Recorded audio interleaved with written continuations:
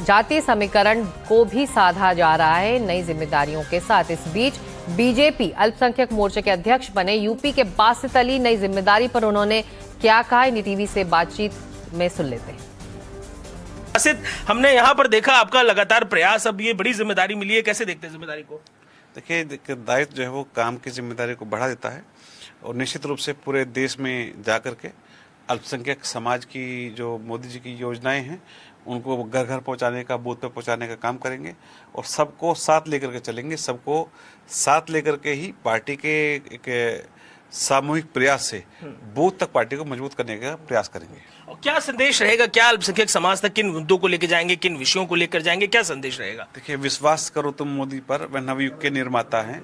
ऐसा नेता इस मातृभूमि पर बस एक बार ही आता है। क्या और अच्छा शेर सुनाए आपने तमाम, आपको तो हम बैठते हैं तो तमाम शेर और सुनाते हैं आप। क्या लगता है चुनौती उत्तर प्रदेश को लेकर बड़ी है, दिल्ली में जाएंगे, क्या भूमिका रहेगी, क्या उसको लेकर बात रहेगी? देखिए, उत्तर प्रदेश में चुनौती ही कोई नहीं है। उत्तर प्रदेश में केवल एक ऐसा दौर है जहां सबका साथ, सबका विश्वास, सबका विश्वास के साथ लोग आगे बढ़ रहे हैं। और आज उत्तर प्रदेश के अंदर सुशासन है, आज गुंडागर्दी खत्म है, आज गरीब कल्याण है, आज सुरक्षा ही सुरक्षा है। इसलिए यहाँ कोई मुकाबला नहीं है। समाजवादी पार्टी की जमानत जब्त होने जा रही है और समाजवादी पार्टी की 27 सीटें जाने वाली है। उत्तर प्रदेश के चुनाव अब सामने है और एक तरफा वोट जो मुसलमान है वो देता है समाजवादी पार्टी को, ये माना जाता है। आप कैसे देखते हैं इसे? देखिए, ये एक लटकाने, भटकाने, बहकाने का और डराने का काम करते थे। उनका काम था कि मुसलमानों को भाजपा से डराओ और डरा करके वोट ले लो।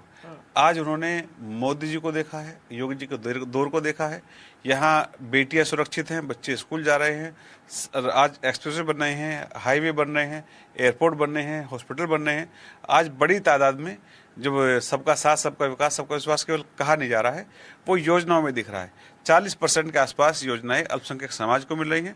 तो निश्चित रूप से जब मोदी जी और योगी जी यानी कि डबल इंजन की सरकार मिलकर के अच्छा काम करे तो अच्छा परिणाम आएगा। रणवीर सिंह लखनऊ से इस वक्त हमारे साथ जुड़ रहे हैं। चलते सीधे लखनऊ।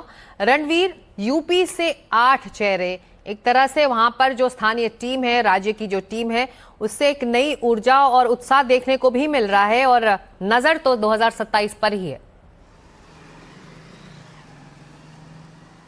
देखिए, निश्चित तौर पे अगर उत्तर प्रदेश की बात करें, अगले साल चुनाव होना है और इस चुनाव में पार्टी जानती है कि किस तरह से अलग अलग जाति वर्गों को भी साधना है और संगठन को मजबूत करना है। इसलिए आप देखिए कि इसमें अनुसूचित जाति वर्ग के भी लोगों को शामिल किया है, ओबीसी भी हैं, ब्राह्मण भी हैं। तो एक तालमेल बनाने की कोशिश है और ख़ास तौर पे जो 2 बड़े नाम ऐसे हैं जो अल्पसंख्यक समाज से आते हैं, मुसलमान हैं, और उनको भी जगह दी गई है। तो उत्तर प्रदेश की राजनीति में जहां 80-20 की राजनीति की बात होती है, यहाँ पर बीजेपी की केंद्रीय टीम में 2 ऐसे मुस्लिम चेहरे हैं जो पार्टी को कि एक तरह से ओबीसी और अल्पसंख्यकों को केटर करने की कोशिश करेंगे।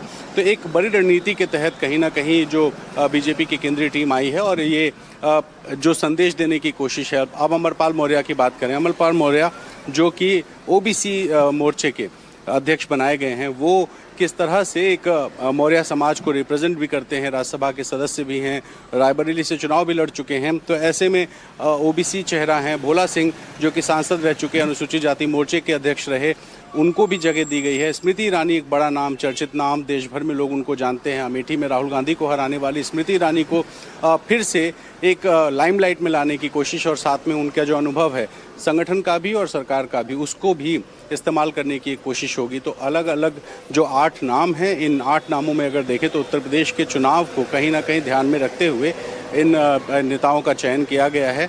तो तारिक मंसूर जो कि अलीगढ़ मुस्लिम यूनिवर्सिटी की वीसी थे, उनको इस बार फिर से संगठन में लाया गया। अभी वो एमएलसी थे, वीसी पद छोड़ने के बाद उनको विधान परिषद का सदस्य बनाया गया था और अब वो बीजेपी की केंद्रीय टीम में है। बासित अली, जैसे अजय अब हमारे सहयोगी बात कर रहे थे, बासित अली अल्पसंख्यक मोर्चे के यूपी के अध्यक्ष थे, लेकिन अब उनको केंद्र में जगह दी गई है। तो चुनाव ध्यान में है और चुनाव इस बार का उत्तर प्रदेश में 2 पिचों पर लड़ा जा सकता है। एक पिच 80-20 यानी हिंदू मुस्लिम की राजनीति जो होती है और दूसरा जाति जिसमें पीडीए का नाम लेके समाजवादी पार्टी चुनाव मैदान में है। तो दोनों को ही एक तरह से केटर करने की कोशिश इस बार की गई और इन चेहरों की जाति समीकरण से ये समझ में भी आ रहा है। शुक्रिया रणवीर आपका इस जानकारी और चर्चा के लिए।